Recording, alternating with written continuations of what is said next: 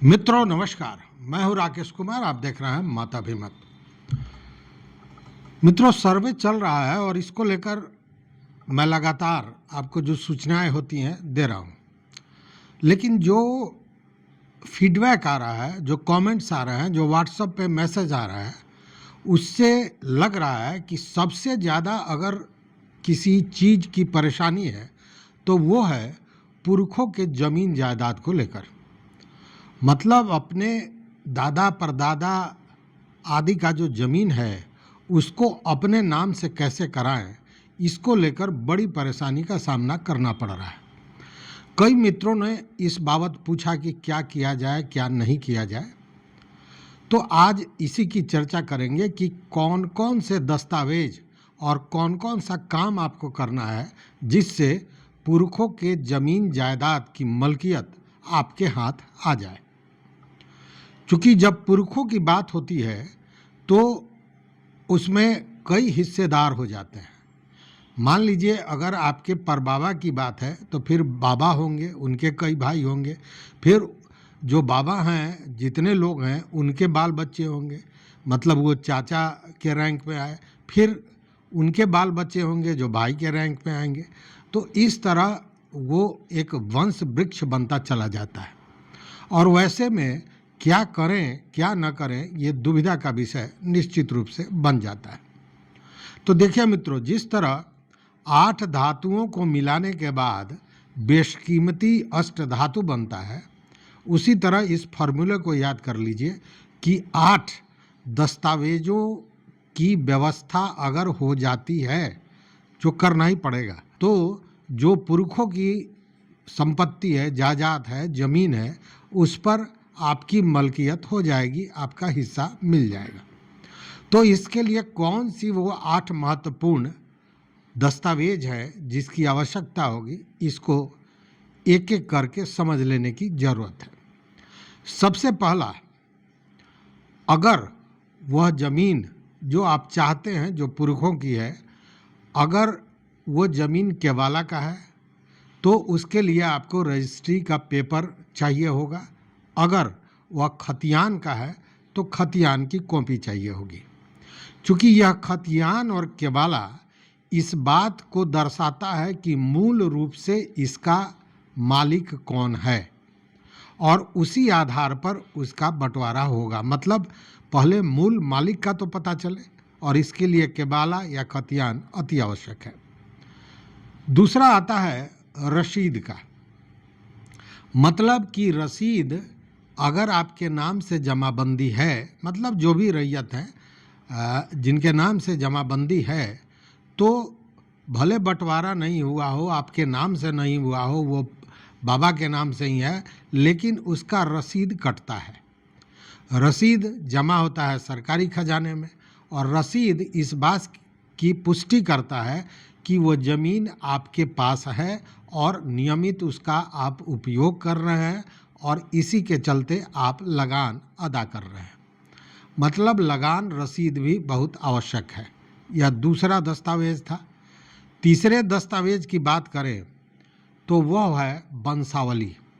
जैसे मैंने कहा कि अगर परबाबा का ज़मीन है तो एक वंश वृक्ष बनता चला जाता है। एक परबाबा, फिर कई बाबा हुए, फिर कई चाचा हुए, फिर कई भाई हुए, तो ये वंश वृक्ष बढ़ता चला जाता है। अब इस वंश वृक्ष की ज़रूरत पड़ेगी आपको और इसके लिए आपको पूरी वंशावली बनानी होगी। वंशावली में एक बात का ध्यान जरूर रखना है कि वंशावली में घर की महिलाओं का, बुआ का, बहन का, जो भी है, उनका भी नाम दर्ज होना चाहिए, जो अब कानूनन आवश्यक है। तो यह हुआ तीसरा वंशावली। वंशावली यह स्पष्ट करता है कि कितने लोग हैं और किस हिसाब से इसकी हिस्सेदारी होनी चाहिए। हालांकि हिस्सेदारी बांटना ये आपके परिवार का मसला है। आप अपने परिवार में किस तरह हिस्सेदारी बांटते हैं ये आपका मसला है, लेकिन वंशावली यह आवश्यक है क्योंकि वही बताता है कि वंश वृक्ष किस प्रकार का है। चौथे की बात करें तो चौथा है दस्तावेज जिसको कहते हैं आधार कार्ड। देखिए, पहले इसकी ज़रूरत नहीं हुआ करती थी, लेकिन आधार कार्ड आज के दिन में बहुत ज़रूरी हो गया है। एक तो व्यक्ति की पहचान, और दूसरे अब जितना भी ज़मीन होगा वह आधार से लिंक्ड होगा, और इसकी सीडिंग की प्रक्रिया जारी है, चल रही है। इसलिए आधार कार्ड जितने भी लोग हैं उनका आवश्यक होगा इसमें। मतलब जो आप अपना दावा कर रहे हैं कि मेरे पुरखों की ज़मीन है और इस पर हमको मलकियत चाहिए, मेरे नाम से इसकी जमाबंदी हो, तो इसके लिए आप जितने भी लोग हैं उनका आधार कार्ड चाहिए होगा। अब जमाबंदी किसके नाम से थी, मतलब वो कौन से पुरखे हैं, कौन से बाबा हैं, दादा हैं, जो भी हैं, जिनके नाम से वो ज़मीन थी। पहले थी का मतलब कि जब उनकी मृत्यु हो गई तभी तो आप इस तरह की व्यवस्था चाह रहे हैं। चूँकि हो सकता है 50 वर्ष पहले की घटना हो, 100 वर्ष पहले की घटना हो, तो उनका देहांत हो गया, उनकी मृत्यु हो गई, तो उसके लिए मृत्यु प्रमाण पत्र की भी ज़रूरत पड़ेगी।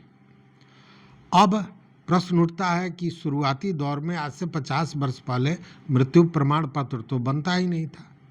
तो उस स्थिति में जो आपके मुखिया हैं या जो वार्ड कमिश्नर है, मतलब कि अगर शहर में आप हैं तो नगर निगम, नगर पंचायत जो भी है उससे, और अगर ग्रामीण क्षेत्र में है तो मुखिया से उसका मृत्यु प्रमाण पत्र बनाना जरूरी होगा। अब छठे दस्तावेज की बात करें तो वह है बंटवारा का शेड्यूल। अब बंटवारा का शेड्यूल कैसे होगा, इस बात को भी गहराई से समझिए। मान लीजिए कि आपके बाबा थे और बाबा के बाद का जो वंश है उसमें आपके पिताजी 3 भाई थे।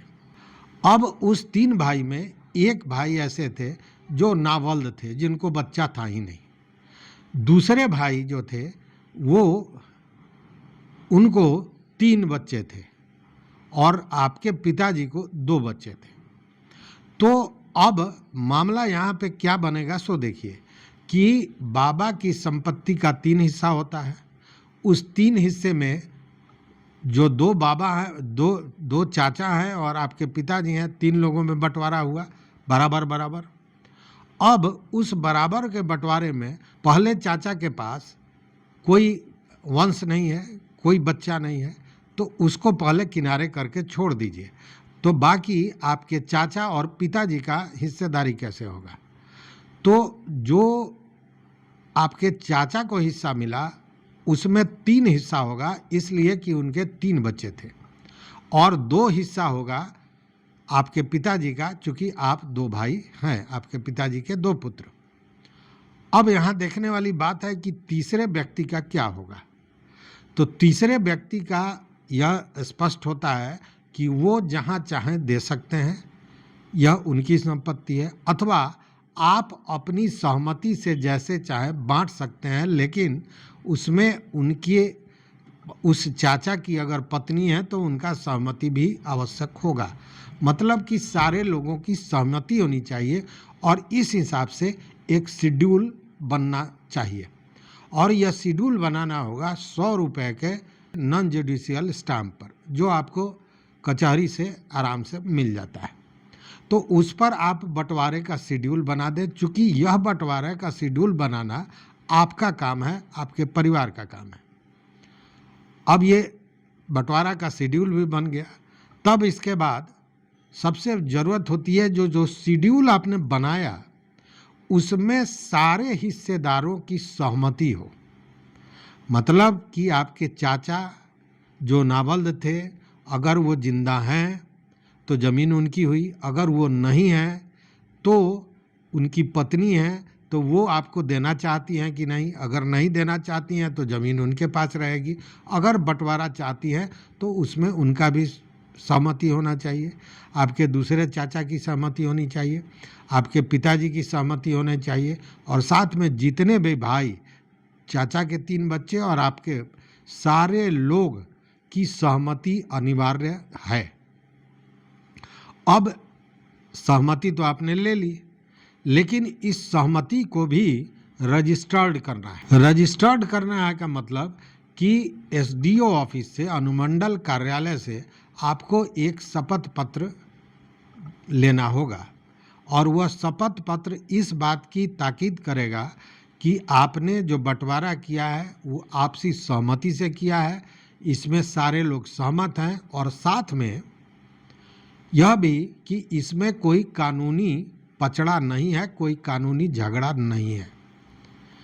मतलब कि ये 8 जो दस्तावेज हुए, जिसमें हमने कहा केबाला या खतियान, दूसरा लगान का रसीद, तीसरा वंशावली, चौथा आधार कार्ड, पांचवा 100 रुपये के नॉन जुडिशियल स्टाम्प पर शेड्यूल, बंटवारा का शेड्यूल, सातवां सभी हिस्सेदारों की सहमति, और आठवां जो एसडीएम कार्यालय से शपथ पत्र। अगर इन 8 दस्तावेजों की व्यवस्था आपके पास है तो यह भी 8 धातुओं से बने हुए अष्टधातु जो बेशकीमती होता है, उसी तरह आपके पुरखों की बेशकीमती जमीन जायदाद आपके नाम हो सकती है। तो मुझे लगता है कि हमारे जो मित्र बार बार इन चीज़ों को पूछ रहे थे, इससे पूरी तरह समझ गए होंगे, जान गए होंगे, और इसी तरह आगे की कार्रवाई करेंगे तो निश्चित रूप से आपके पुरखों की संपत्ति आपके नाम हो जाएगी। अगर ये वीडियो आपको अच्छा लगा तो निश्चित रूप से सब्सक्राइब कीजिए, लाइक कीजिए, दोस्तों के साथ शेयर कीजिए और अपना विचार इन सारे चीज़ों पर ज़रूर दीजिए। और कोई प्रश्न हो और कोई जानकारी चाहते हो तो उस पर भी अपना विचार आप दे सकते हैं हमारे कमेंट बॉक्स में, या डिस्क्रिप्शन में हमारा व्हाट्सएप नंबर है, उस पर भी आप बता सकते हैं। तो देखते रहिए मत अभिमत मित्रों। यहाँ तक साथ देने के लिए बहुत बहुत धन्यवाद। कोटिशः आभार।